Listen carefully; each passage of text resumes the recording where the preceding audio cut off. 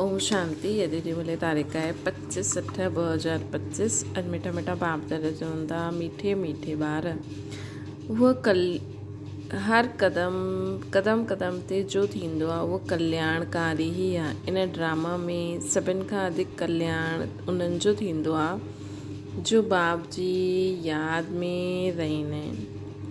प्रश्न आहिनि, ड्रामा जी कीअं नूंद की ॼाणण वारा ॿार अपार ख़ुशी में रही सघंदा आहिनि।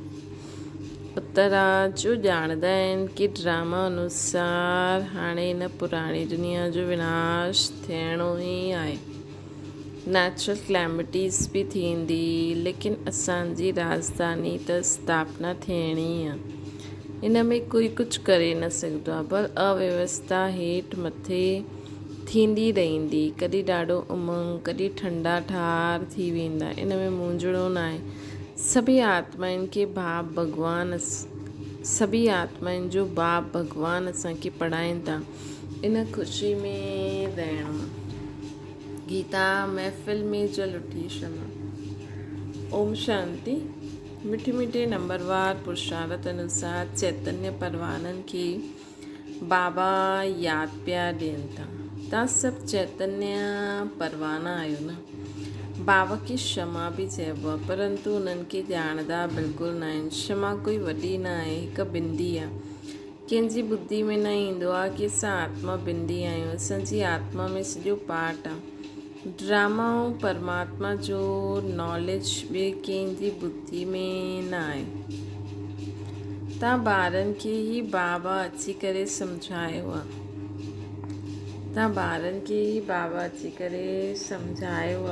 आत्मा जो रियलाइज़ेशन ॾिनो आहे न। अॻियां इहे पतो न हुयो कि आत्मा छा आहे, परमात्मा छा आहे। हिन करे देह अभिमान जे कारण ॿारनि में मोह बि हुयो, विकार बि ॾाढो हुयो। भारत केतिरो ऊचो हुयो, विकार जो नाम निशान बि न हुयो। उहो हुयो वाइसलेस भारत। हाणे आहे विशेष भारत। कोई बि मनुष्य हीअं न चईंदा जीअं बाप सम्झाईंदा आहिनि। अॼु खां 5000 वर्ष पहिरियों असां हिनखे शिवालय ठातो हुयो।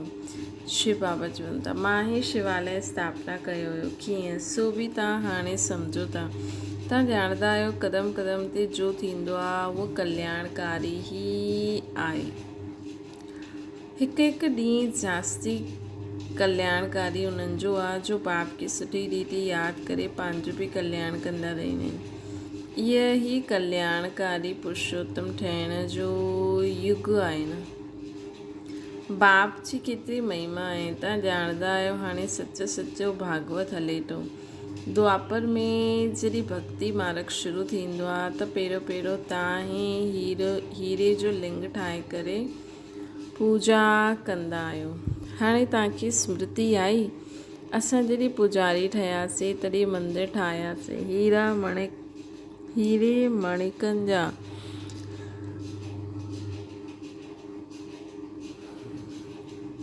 माणिक जो ठातो हुयो। उहो चित्र त हाणे मिली न सघे न। हिते त इहे माण्हू चांदी आदि जो ठाहे करे पूजा कंदा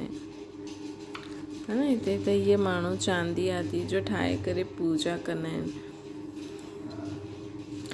अहिड़ा पुजारियुनि जो मान ॾिसो केतिरो आहे। शिव जी पूजा त सभु कंदा आहिनि, लेकिन अव्यभिचारी पूजा त न आहे न।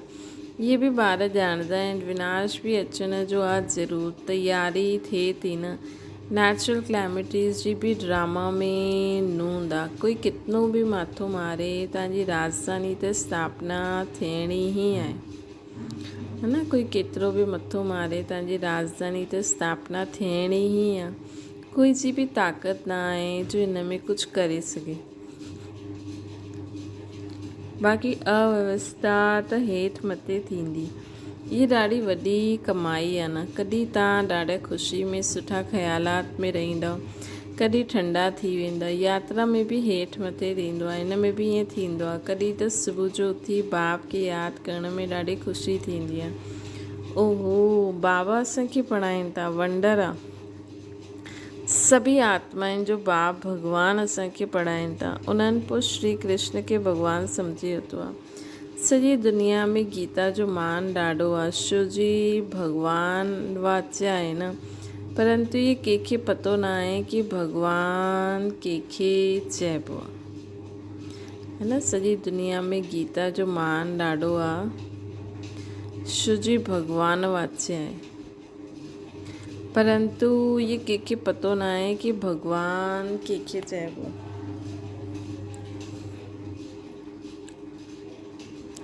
भगवान कंहिंखे चइबो आहे।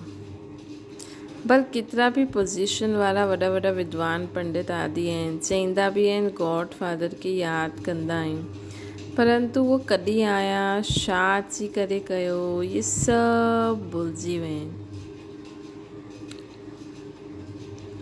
बाप सभु ॻाल्हियूं सम्झाईंदा आहिनि। ड्रामा में ये सभु नूंद आहे न, ये रावण राज्य पोइ बि थींदो ऐं असांखे अचिणो पवंदो। वरी बाबा सभु स्मृति ॾियारंदा, वरी भुलिजी वेंदासीं। रावण ई तव्हांखे अज्ञान जे घोर अंधियारे में सिलाए ॾींदो आहे। ज्ञान त सिर्फ़ु हिकु ज्ञान सागर ई ॿुधाईंदो आहे, जंहिंसां सदगति थींदी आहे न। सिवाय बाप जे ॿियो कोई सदगति करे न सघे। सर्व जो सदगति दाता हिकु आहे। गीता जो ज्ञान जो बाबा ॿुधायो हुई उहो पोइ प्रायलोप थी वियो। ईअं न कि ज्ञान कोई परंपरा सां हलंदो आहे। ॿियनि जो ज्ञान जो ॿियनि जे क़ुरान बाइबल आदि त अञा ताईं आहिनि, विनाश न थींदा आहिनि। तव्हांखे त जो ज्ञान हाणे मां ॾींदो आहे, इन्हनि जो कोई शास्त्र ठहींदो न आहे जो परंपरा आदि सां अनादि थी वञे। इहे त तव्हां लिखंदा आहियो पोइ ख़तमु थी वेंदा आहिनि। इहे त सभु नेचुरल जली करे ख़तमु थी वेंदा। बाबा कल्प पहिरियों बि चयो हुई, हाणे बि तव्हांखे चवनि था। इहे ज्ञान तव्हांखे मिलंदो आहे, पोइ प्रालब्ध वञी करे पाईंदव, पोइ हिन ज्ञान जी दरकार न रहंदी। भक्ति मार्ग में सभु शास्त्र आहिनि। बाबा तव्हांखे कोई गीता पढ़ी करे न ॿुधाईंदा आहिनि, उहो त राजयोग जी शिक्षा ॾींदा आहिनि, जेके पोइ भक्ति मार्ग में शास्त्र आदि ठाहींदा आहिनि, जो अगड़म बगड़म करे ॾींदा आहिनि। त तव्हांजी मूल ॻाल्हि आहे ही गीता जो ज्ञान कंहिं ॾिनो, उनजो नाम बदिली करे छॾियो अथनि। ॿियो कोई जे नाम बदिली न थिया आहिनि। सभिनि खां मुख्य धर्म शास्त्र आहे गीता, उन में ई नाम बदिली करे छॾियो अथनि। इन में मुख्य डेटिज़म, इस्लामिज़म, बुद्धिज़म। भल करे कोई चईंदा आहिनि पहिरियों बुद्धिज़म आहे, पुठियां इस्लामिज़म आहे। चओ इन्हनि ॻाल्हियुनि सां गीता जो कोई तालुक़ न आहे। असांजो त कमु आहे बाप सां वरसो वठण जो। बाबा केतिरो सुठी रीति सम्झाईंदा आहिनि। इहे ॾाढो वॾो झाड़ आहे। अच्छा सुठो आहे जीअं फ्लावर वास आहे। अच्छा सुठो आहे जीअं फ्लावर वास आहे। 3 ट्यूब निकितियूं आहिनि। केतिरो सुठी तरह सां ठाहियो आहे, ठहियल उहो झाड़ आहे न। कोई बि झटि सम्झी वञे कि असां कंहिं धर्म जा आहियूं, असांजो धर्म कंहिं स्थापना कयो। इहे दयानंद, अरविंद घोष आदि जो थी करे विया, उहो माण्हू बि योग आदि सिखलाईंदा आहिनि। आहे सभु भक्ति, है न। आहे सभु भक्ति। ज्ञान जो त नाम निशान ही न आहे, है न। बाक़ी सभु जो बि आहे उहो सभु भक्ति। भले उहे चवनि असां योग आदि सिखलायूं था, पर उहो सभु भक्ति आहे।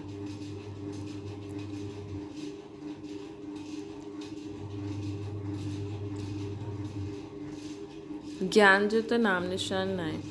केतिरा वॾा टाइटल्स मिलंदा आहिनि। इहे बि सभु ड्रामा में नूंद आहे। पोइ बि थींदो 5000 वर्ष पोइ। शुरू खां वठी करे इहे चक्र कीअं हलंदो आहे, पोइ कीअं रिपीट थींदो रहंदो आहे।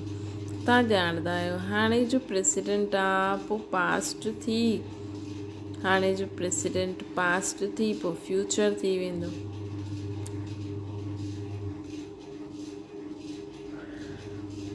हाणे जो जेको प्रेसिडेंट आहे उहो लही वेंदो त चईंदासीं न पहिरियों हुयो पोइ वरी ईंदो 5,000 साल पोइ। त पास्ट थी वियो पोइ फ्यूचर थी वेंदो। पास्ट प्रेजेंट फ्यूचर, जो पास्ट थी वियो उहो पोइ फ्यूचर में थींदो। हिन समय तव्हांखे नॉलेज मिलंदी आहे। पोइ तव्हां राजा ई वठंदा आहियो। हिन देवताउनि जो राज्य हुयो, हुन समय ॿियो कोई राज्य न हुयो। इहे बि हिकु कहानी मिसल ॿुधायो, वॾी सुंदर कहानी ठही वेंदी आहे। लॉन्ग 5,000 वर्ष पहिरियों इहो भारत सतयुग हुयो। कोई धर्म न हुयो, सिर्फ़ु देवी देवताउनि जो ई राज्य हुयो। उन्हनि जो सूर्यवंशी राज्य उन्हनि खे चईंदासीं। लक्ष्मी नारायण जो राज्य हलंदो आहे 1250 वर्ष। पोइ उन्हनि राज्य ॾिनो ॿिए भाइयुनि क्षत्रियनि खे।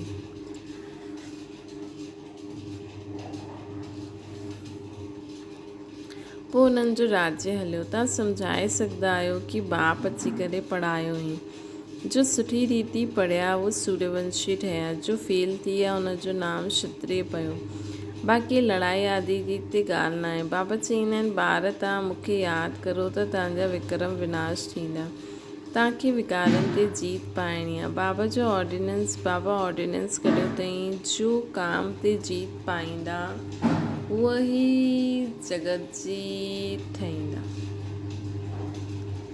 जो काम विकार ते जीत पाईंदा उहा ई जगत जी ठाहींदा।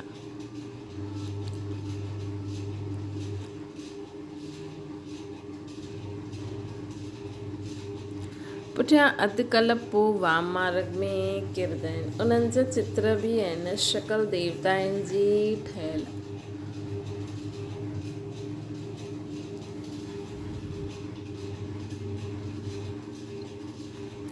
शकल देवताउनि जी ठहियल आहे। राम राज्य रावण राज्य अदद आहे। उन्हनि जी कहानी वेई ठाती अथनि। पोइ छा थियो, पोइ छा थियो, इहे ई सत्यनारायण जी कहानी आहे। मतिलबु कंहिंखे बि सत्य खां वठी करे कहानी ॿुधायो, इहे ई सत्यनारायण जी कहानी आहे न। सत्य त हिकु बाप आहे न, जो हिन समय अची करे सॼे आदि मध्य अंत जो तव्हांखे नॉलेज ॾींदा आहिनि, जो ॿियो कोई ॾेई न सघे। मनुष्य त बाप खे ई न ॼाणंदा आहिनि। जीअं ड्रामा में एक्टर आहिनि, उन्हनि जे क्रिएटर डायरेक्टर आदि खे न ॼाणंदा आहिनि त बाक़ी केरु ॼाणंदो। हाणे तव्हांखे बाप ॿुधाईंदा आहिनि ड्रामा अनुसार, इहे पोइ बि ईअं थींदो। बाबा अची करे तव्हां ॿारनि खे पोइ बि पढ़ाईंदा। हिते ॿियो कोई अची न सघे। बाप चईंदा आहिनि मां ॿारनि खे पढ़ाईंदो आहियां। कोई नए खे हिते वेही, कोई नयो त हिते वेही न सघंदो न। बाबा चईंदा आहिनि मां ॿारनि खे पढ़ायां थो, कोई नए खे हिते विहारे न सघंदा न। इंद्रप्रस्थ जी कहानी बि आहे न। नीलम परी पुखराज परी नाम आहे। तव्हां में बि कोई हीरे जहिड़ो रतन आहे। ॾिसो रमेश अहिड़ी ॻाल्हि कॾहिं प्रदर्शनी जी जो सभिनि जो वीचार सागर मंथन थी वियो त हीरे जहिड़ो कमु कई न। कोई पुखराज आहे, कोई छा आहे।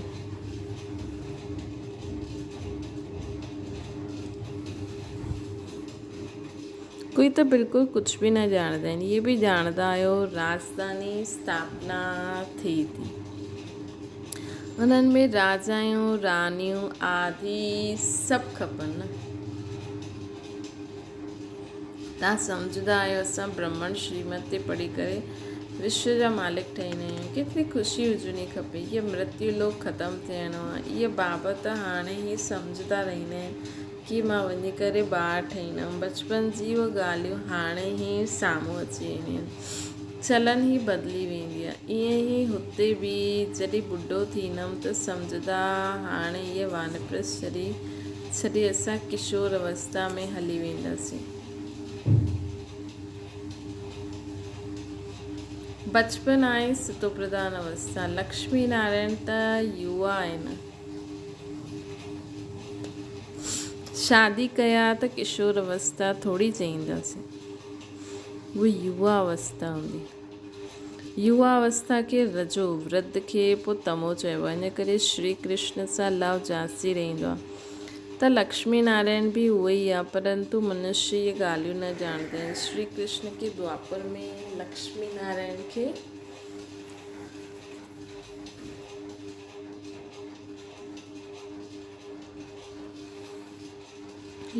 नारायण खे सतयुग में खणी आहिनि, है न। हाणे तव्हां देवता ठहिण जो पुरुषार्थ था करो। बाबा चईंदा आहिनि कुमारनि खे त खड़ो थियणो खपे। कुंवारी कन्या, अधर कन्या, दिलवाड़ा आदि जो बि मंदिर आहे, इहे तव्हांजो ई एक्यूरेट यादगार आहे। उहो जड़ आहे, इहे चैतन्य आहे। तव्हां हिते चैतन्य में वेठा आहियो।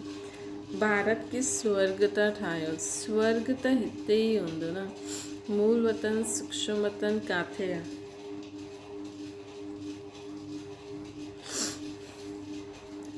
तव्हां ॿारनि खे सभु मालूम आहे। सॼे ड्रामा खे तव्हां ॼाणंदा आहियो। जो पास्ट थी वियो सो पोइ फ्यूचर थींदो, पोइ पास्ट थी वेंदो। तव्हांखे केरु पढ़ाईंदा आहिनि इहे सम्झणो आहे। असांखे भॻवानु पढ़ाईंदा आहिनि। बसि ख़ुशी में ठंडे ठार थी वञिणो खपे।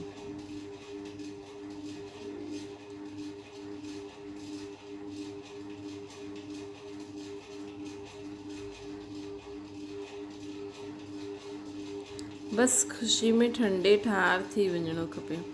बाप जी यादि सां सभु घोटाला निकिरी वेंदा। बाप जी यादि सां सभु घोटाला निकिरी वेंदा। बाबा असांजो बाप बि आहे, असांखे पढ़ाईंदा बि आहिनि, पोइ असांखे साथ बि वठी वेंदा। बाबा असांखे पढ़ाईंदा बि आहिनि। बाबा असांजो बाप बि आहे, असांखे पढ़ाईंदा बि आहिनि, पोइ असांखे साथ बि वठी वेंदा।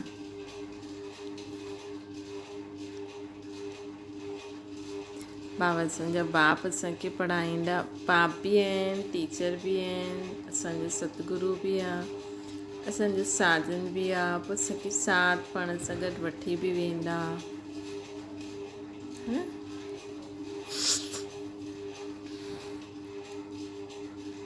बाबा चवनि था पंहिंजे खे आत्मा समझ परमात्मा बाप सां ईअं ॻाल्हियूं करणियूं आहिनि। बाबा असांखे हाणे मालूम पियो, ब्रह्मा ऐं विष्णु जो मालूम पियो। विष्णु जी नाभि सां ब्रह्मा निकितो। हाणे विष्णु ॾेखारींदा आहिनि खीर सागर में, ब्रह्मा खे सूक्ष्म वतन में ॾेखारींदा आहिनि। वास्तव में आहे हिते, वास्तव में आहे हिते।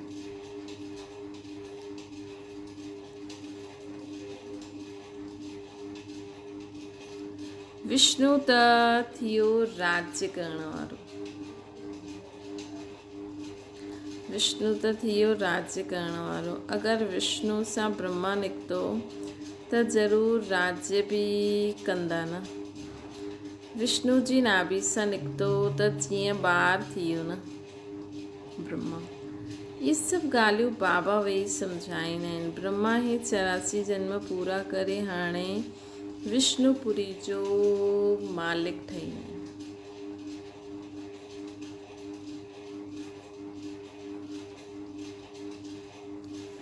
इहे ॻाल्हियूं बि कोई पूरी रीति सम्झंदो न आहे, तॾहिं त उहो ख़ुशी जो पारो न चढ़ंदो आहे न।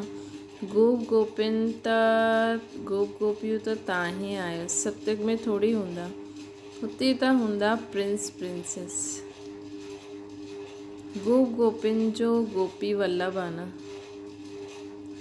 गोप गोपिन जो गोपी वल्लभ। प्रजापिता ब्रह्मा आहे सभिनि जो बाप, पोइ सभु आत्माउनि जो बाप आहे निराकार शिव। प्रजापिता ब्रह्मा आहे सभिनि जो बाप,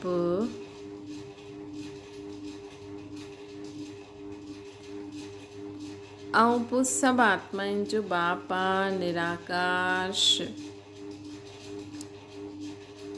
इहे सभु मुख वंशावली आहिनि।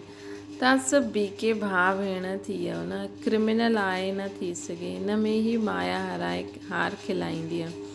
बाबा चईंदा आहिनि हाणे ताईं जो कुझु पढ़ियो उनखे बुद्धि सां भुलिजी वञो।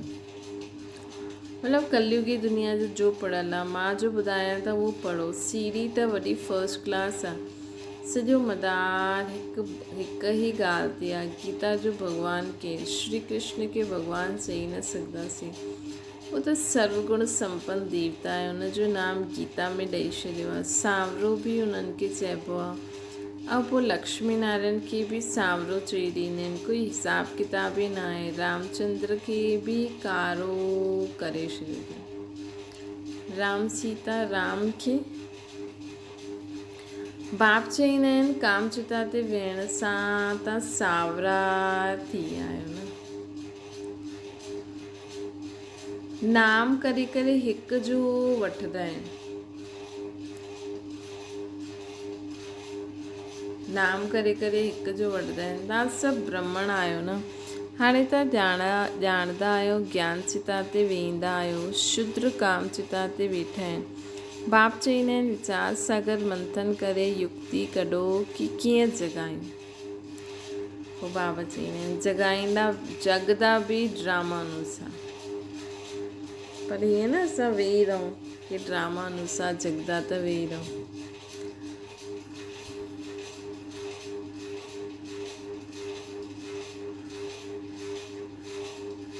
ड्रामा ॾाढो धीरे धीरे हलंदो आहे। अच्छा मीठे मीठे सिकिल जे ॿारनि प्रति माता पिता बाप दादा जो यादि प्यार ऐं गुड मॉर्निंग। रूहानी बाप जी सभिनि रूहानी ॿारनि खे नमस्ते। असांजी बि रूहानी माता पिता बाप दादा खे यादि प्यार गुड मॉर्निंग ऐं नमस्ते। धारणा जे लाइ मुख्य सार सदा हिन स्मृति में रहणो आहे कि गोपी वल्लभ जे असां गोपियूं आहियूं।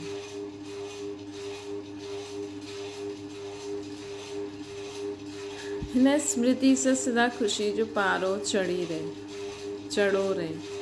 हाणे ताईं जो कुझु पढ़ियो उनखे बुद्धि सां भुलिजी बाप जो ॿुधाइनि था उहो पढ़णो। असां भाउ भेण हिन स्मृति सां क्रिमिनल आहे ख़तमु थी वञणी खपे कि असां सभु भाउ भेण आहियूं। आत्मा भाउ आहे ऐं असां सभु आत्मा ब्रह्मण परिवार में असां सभु भाउ भेण आहियूं। माया सां हार न खाइणी आहे। वरदान सेवा द्वारा योगिक स्थिति जो अनुभव करण वारा रूहानी सेवादारी ठहूं। ब्रह्मण जीवन सेवा जो जीवन आहे। ये माया सां जिंदो रखण जो श्रेष्ठ साधन आहे सेवा, कि माया असांखे मुरझाए न मारे न सघे, हिन जे कारण सदा सेवा कंदा ई रहो।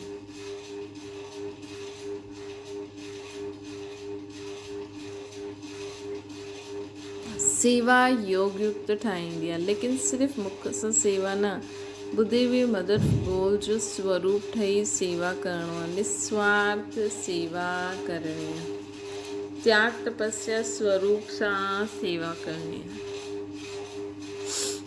निस्वार्थ सेवा करणी आहे। पंहिंजी त्याग तपस्या स्वरूप सां सेवा करो। हद जी कामना सां परे निष्काम सेवा करणी आहे।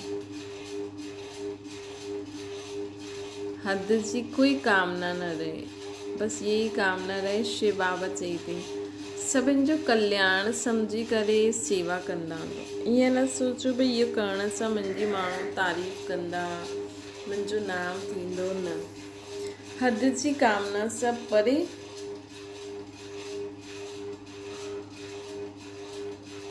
निष्काम सेवा करो। इनखे चइबो आहे ईश्वरीय रूहानी सेवा। मुख सां गॾु मन द्वारा सेवा करणु अर्थात मन मना भव स्थिति में स्थित रहणु। स्लोगन आहे आकृति खे न ॾिसी निराकार बाप खे ॾिसंदव त आकर्षण मूर्त थी वेंदो।